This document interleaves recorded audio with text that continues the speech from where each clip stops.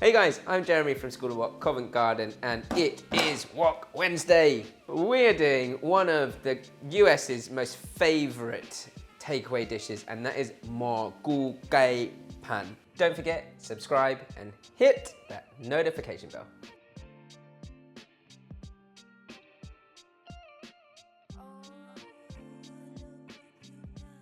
Now, chicken and mushrooms are definitely a great combination, no matter what the cuisine. There's so many different things and different ways to make the stir fry, and it is kind of like a piece it together with. But one thing that I've sort of noticed and recognized is with this type of dish, it's lots of vegetables, and the chicken kind of just like weaves in and out of the veg. So I've got loads of different veg here, and I'm going to show you guys how we would sort of set your preparation up as if you were in a takeaway or restaurant.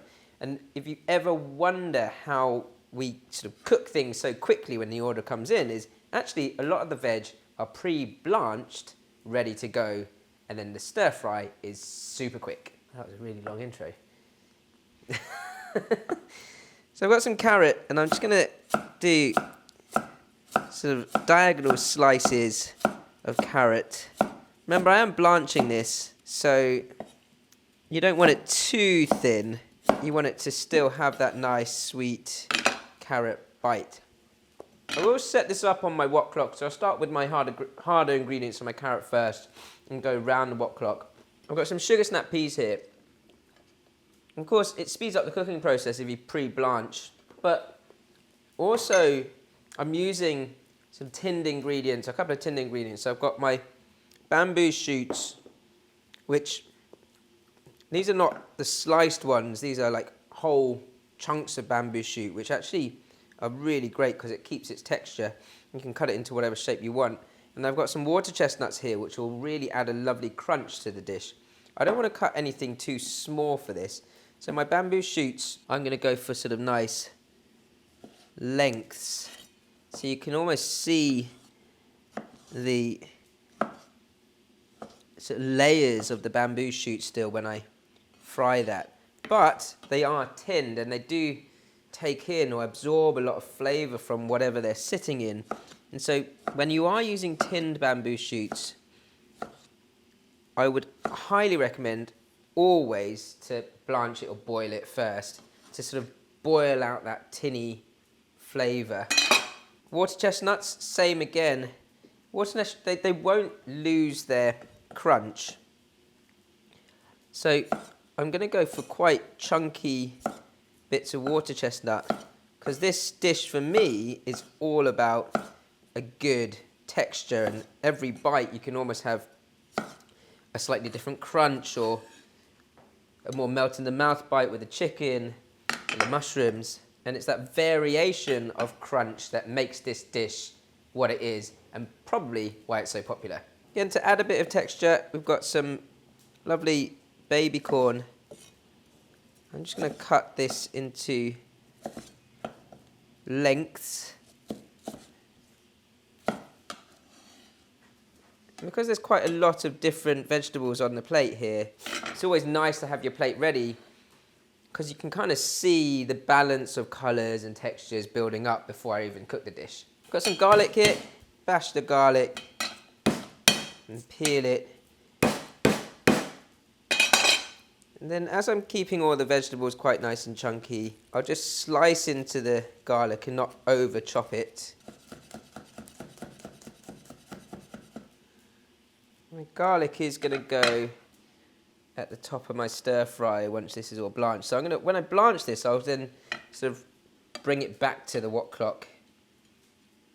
So I've got all my sort of harder, crunchier veg prepped up and ready. It's really nice and simple, this dish. My button mushrooms, you can use whatever mushrooms you want. If you want to go a bit posher, then some fresh shiitake or something like that works nicely too. But we're going for classic takeaway feel here. Just cutting these in half. They come out nice and chunky. You want a fair amount of mushrooms because they will sort of wilt down and become much smaller in size when they hit the wok. I won't be blanching my mushrooms. They're going to sear nicely in the wok. And then my chicken thigh, so it's got a nice succulent bite to it. Again, you just want to cut this into some good sized strips. And the fat or the marbling in chicken thighs adds a lot of flavour. Much rather it than using chicken breast for a dish like this. I'm going to marinate the chicken as usual. A couple of tablespoons of light soy sauce, about a teaspoon of sesame oil, and then a good pinch of sugar to bring out that sweetness or that natural sweetness of your chicken. And then about just over a tablespoon of corn flour, and give that a good mix through. That corn flour will wrap around the chicken, sort of create this creaminess around each piece of chicken. I'd rather put the corn flour in the chicken and sear it so it gets a nice brown and cooks through and then sips into the sauce than creating a corn flour paste that I pour in later. Wash your hands. I'm going to make up the sauce for the stir fry. Really, really simple. It's much like making any sort of classic home stir fry really. We've got some light soy, oyster sauce, rice wine. May as well use all of that. Give that a little mix. I won't add the chicken stock until later, until I finish off the stir fry. So I can kind of do that by eye. Let's get this sauce wrapping around all the ingredients at the very end. All on a high heat, as always. Nice and quick and easy. So I'm going to blanch my veg first before I then finish off the stir fry. Now I guess the biggest difference between sort of, everyday stir frying and doing something like this is that you have a little bit more control of the layers of flavour and texture. And so my carrots, if I blanch them for, let's say, a minute or two now, then when it goes into the wok later on, I know that it doesn't take much time at all to finish off the stir fry. And I can kind of control my wok hay and the heat, that sort of wok's air, much easier and quicker when I'm finishing the stir fry later. Right, so now everything's blanched and back on the wok clock here, I can get onto the stir frying. As always, this is the quick finishing of the dish. And so you can kind of imagine your restaurant or takeaway with all these bits and bobs already pre-blanched and they're cool, ready to go, which makes it super quick. I'm actually going to sear my mushrooms first because I want my wok to be a really nice and clean, but also a really good heat.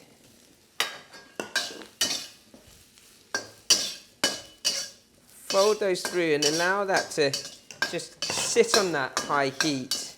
If you feel like your mushrooms aren't really cooking and feel a little dry, a little tip to speed up the cooking but keep the moisture of the mushrooms in themselves is just to pour a little bit of stock or water over the top. Literally a tablespoon or so at a time. I've got chicken stock there and that's just going to punch into the mushrooms as opposed to allow the moisture of the mushrooms to come out. They want to keep their texture nicely. And so that's just helped them to sort of skip around the wok a little bit better. So this is really different to if I was to throw everything into the wok, throw the mushrooms in at the end, they just wouldn't get the same sort of finish on the edge of them.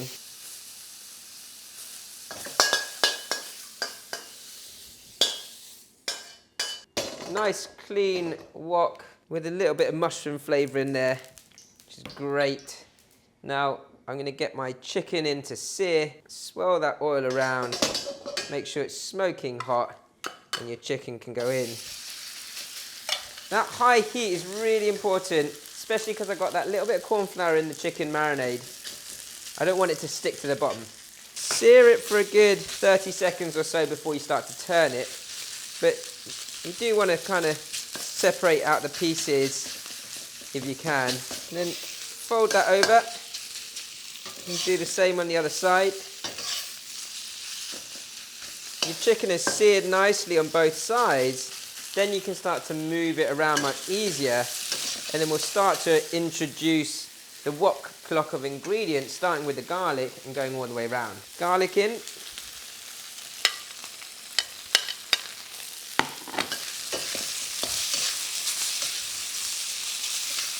Smells amazing. As soon as that garlic hits that hot oil. And then we're going to go bit by bit around the wok clock. Just give it a fold through and then add the next ingredient. Just remember, all these ingredients are over halfway cooked already from that blanching process.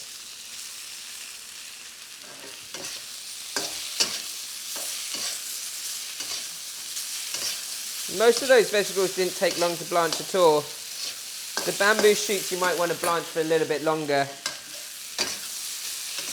especially if they're tinned. Water chestnuts and your baby corn. Nice, generous portion of veg. I mean, they call this Moo Goo Gai, which is chicken and mushroom, but for me it's lots of veg and chicken and mushroom.